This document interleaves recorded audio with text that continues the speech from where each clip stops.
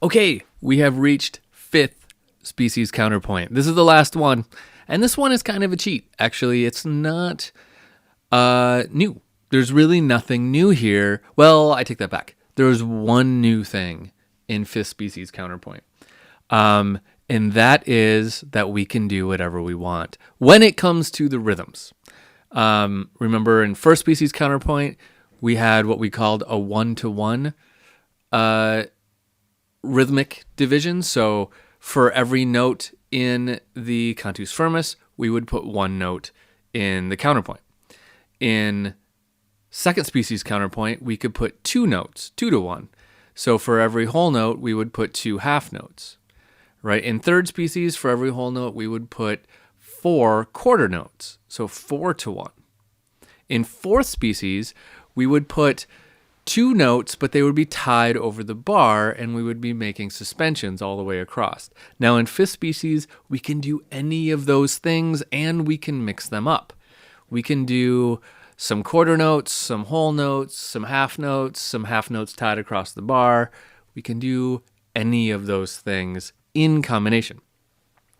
Now, that causes a couple new wrinkles. Actually, nothing new, but it gives us like a lot to think about all of a sudden, right?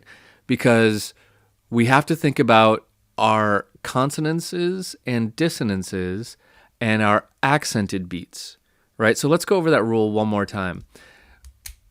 Our heaviest, strongest accented beat is always the downbeat, right? No matter what species we're in, the downbeat is going to get the biggest accent. So that has to be a consonant. Unless you're in the middle of a suspension, then it doesn't have to be, but it has to resolve correctly to a consonant. Our second strongest beat is in a bar of 4/4 is beat 3, right? The second half of the measure. So if we split the measure in half, the second half of it is our second strongest beat. So if we're doing 2 half notes, then in a bar, let me do it. Oops. So if I was going to do F, G, something like that, then the downbeat is still the strongest. The offbeat, in this case, because it's 2 half notes, beat 3 here can be a dissonance.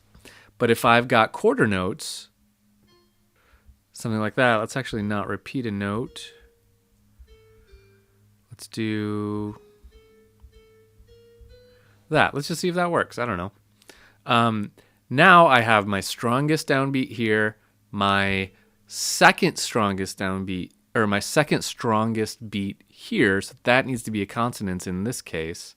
And then beats 2 and 4 can be dissonances. Let's see. So here we have an octave. Here we have a second, but that's not a strong beat. So that's okay. That's not an accented beat.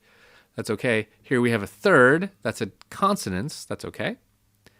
And here we have a fourth, actually an augmented fourth. And that's a dissonance, but it's on beat 4. That's going to be okay.